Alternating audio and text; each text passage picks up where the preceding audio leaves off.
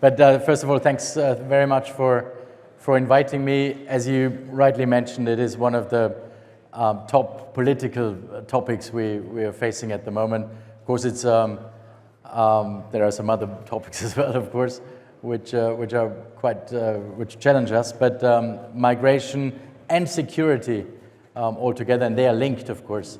That's quite a big challenge. What are we doing to make the situation better? First of all, I want to say thank you to my Greek colleague, my new Greek colleague.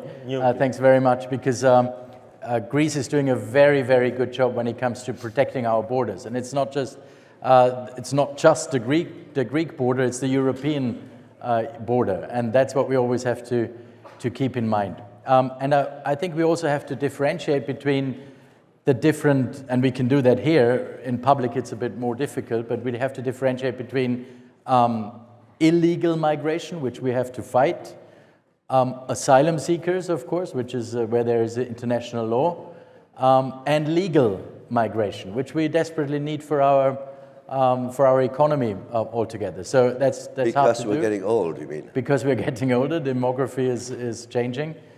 So we do need, of course, a sort of legal migration. But I always say, I think we have to decide who is coming to Europe and not the smugglers.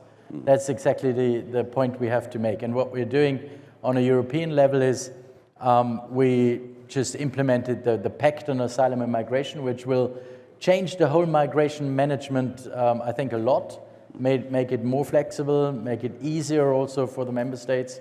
I think that's a good basis. It's not perfect, of course not, but I think it's a very good basis, and it's all about implementing this pact as soon as possible, and maybe also front-loading some parts of the pact.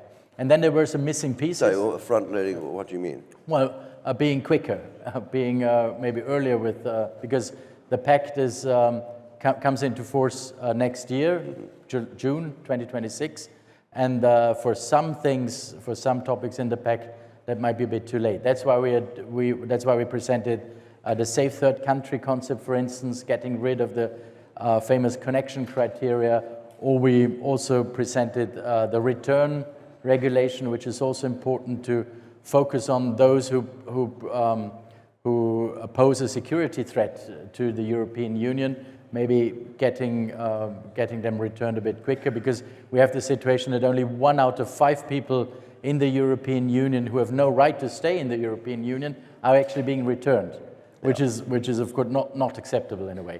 So these are the legislations we are working on, but of course we need the member states, and the member states are doing a great job, especially the ones who have who suffer the most in a way, and that's of course Greece as well.